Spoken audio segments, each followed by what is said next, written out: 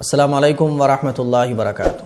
صلاۃ التسبیح کی نماز، اس کے بارے میں آپ حضرات جانتے ہوں گے، اور اگر نہیں جانتے تو میں بتا دوں، یہ نماز حضور پاک صلی اللہ علیہ وسلم نے اپنے چچا سیدنا حضرت عباس رضی اللہ تعالیٰ عنہ کو سکھائی اور دوسرے صحابہ اکرام کو اس کو پڑھنے کی تاکید فرمائی۔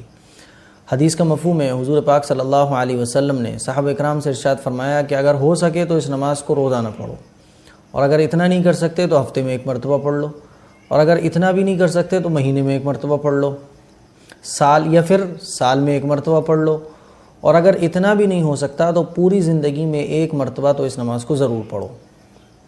اور اس نماز کے بے شمار فائدے ہیں۔ سب سے بڑا فائدہ یہ ہے کہ ہمارے جتنے بھی گناہ ہوتے ہیں، صغیرہ کبیرہ، جانے میں کیے ہوں، انجانے میں کیے ہوں، تنہائی میں کیے ہوں یا کھلم کھلا کیے ہوں، سارے گناہ اللہ تعالیٰ اس نماز کے پڑھنے کی برکت سے معاف فرما دیتے ہیں۔ اور کوئی مشکلات ہے، کوئی کام اٹکا ہوا ہے تو اس میں بھی یہ نماز بہت مؤثر ہے۔ تو یہ نماز صحابہ اکرام کو حضور پاک صلی اللہ علیہ وسلم نے سکھائی۔ بہت سارے لوگ ہیں جو جمعے کی نماز سے پہلے مسجد میں چلے جاتے ہیں اور اس نماز کو پڑھتے ہیں۔ خواتین بھی بہت ساری ایسی ہیں، اللہ کی نیک بندیاں جو اس کو پڑھتی ہیں۔ تو ہر مسلمان کو کم از کم ہفتے میں ایک مرتبہ پڑھ ہی لینا چاہیے۔ 15-20 منٹ، آدھا گھنٹہ لگتا ہے بس، اور اگر اتنا نہیں ہو سکتا تو مہینے میں کم از کم ایک مرتبہ پڑھ لیں۔ اور حضور پاک صلی اللہ علیہ وسلم کے ارشاد کے مطابق سال میں ایک مرتبہ، اور اتنا بھی نہیں ہو سکتا تو ساری زندگی میں ایک مرتبہ تو پڑھ ہی لینا چاہیے۔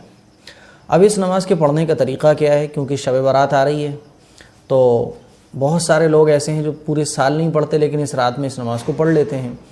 تو اسی نماز کا طریقہ آج میں آپ لوگوں کو اچھے طریقے سے سمجھانے کی کوشش کروں گا۔ اللہ تعالیٰ سے دعا میں کر کے بیٹھتا ہوں یہ کلپ بنانے کے لیے کہ اللہ میری زبان سے ایسے الفاظ نکلوائیے، میری زبان سے وہ ورڈز اور وہ جملے نکلوائیے جو آپ لوگوں کو سمجھنے میں آسانی پیدا کریں، جو آپ لوگوں کو آسانی کے ساتھ سمجھ میں آ جائے۔ تو اس نماز میں ایک کلمہ پڑھا جاتا ہے، تیسرا کلمہ، سبحان اللہ والحمد للہ ولا الہ الا اللہ واللہ اکبر۔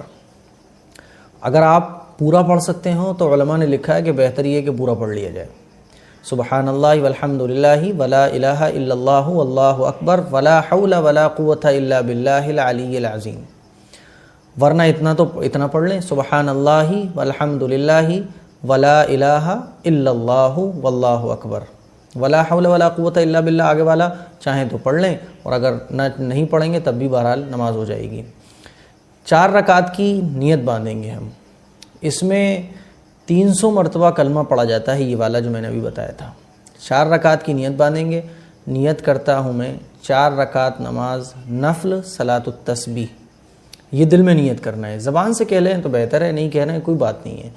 نیت کریں گے دل سے کہ اللہ میں 4 رکعت نماز صلاۃ التسبیح پڑھنے جا رہا ہوں یا جا رہی ہوں۔ زبان سے آپ کہنا چاہیں تو ایسے کہہ سکتے ہیں کہ نیت کرتا ہوں میں 4 رکعت نماز صلاۃ التسبیح، واسطے اللہ تعالیٰ کے منہ میرا کعبہ شریف کی طرف اللہ اکبر کہہ کر نیت باندھ لیں گے۔ اس نماز کے پڑھنے کے 2 طریقے ہیں۔ میں آج سب سے آسان طریقہ بتاؤں گا آپ کو، اور انشاءاللہ نیکسٹ کلپ ہماری رہے گی دوسرے طریقے کے ٹاپک پر اور اس کے صلاۃ التسبیح سے ریلیٹڈ جو کچھ مسائل ہیں اس پر۔ تو میں آج ایک طریقہ بتا رہا ہوں، سمپل ایک دم۔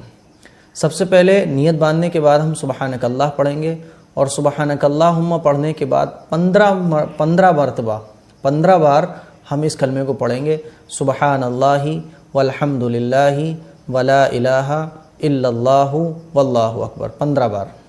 پھر اس کے بعد الحمد شریف پڑھیں گے، الحمد شریف کے بعد سورت ملائیں گے، پھر رکوع میں جانے سے پہلے 10 بار اس کلمے کو پڑھیں گے۔ پھر رکوع میں چلے جائیں گے، اور رکوع میں جانے کے بعد رکوع کی تسبیح پڑھیں گے، سبحان ربی العظیم۔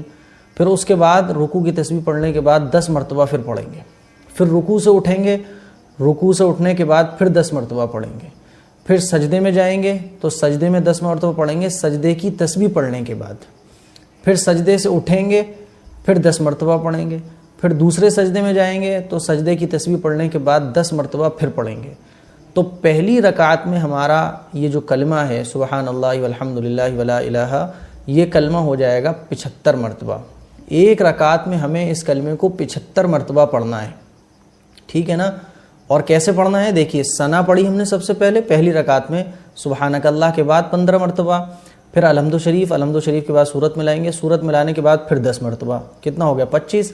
رکوع میں جانے کے بعد پڑھیں گے 10 مرتبہ، 35 رکوع سے اٹھنے کے بعد پڑھیں گے 10 مرتبہ، 45, پھر سجدے میں جانے کے بعد پڑھیں گے 10 مرتبہ، 55 سجدے سے اٹھنے کے بعد پڑھیں گے 10 مرتبہ، 65 پھر دوسرے سجدے میں جانے کے بعد پڑھیں گے 10 مرتبہ، تو ہو گیا 75۔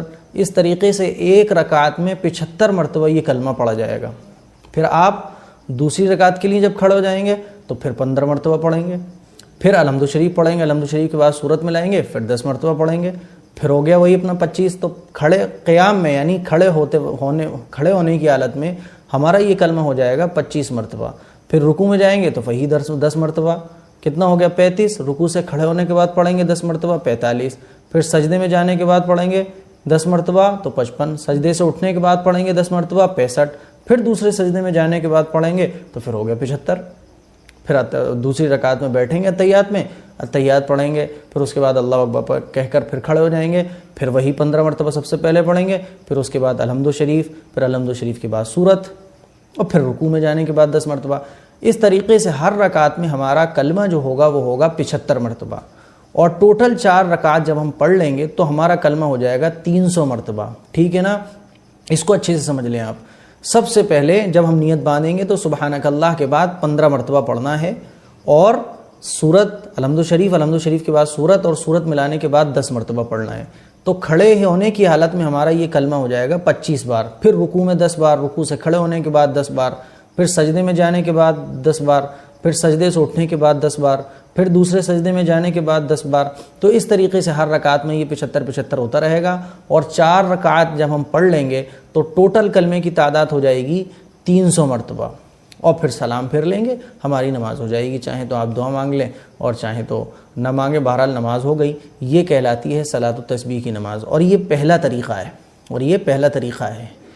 تو یہ پہلا طریقہ آج میں نے آپ لوگوں کو بتایا کہ صلاۃ التسبیح کس طرح سے پڑھی جائے گی، نیت کیسے کی جائے گی، اور یہ صلاۃ التسبیح کا پہلا طریقہ ہے۔ انشاءاللہ کل کی کلپ میں ہمارے رہے گا دوسرا طریقہ، اور صلاۃ التسبیح سے متعلق بہت سارے مسائل۔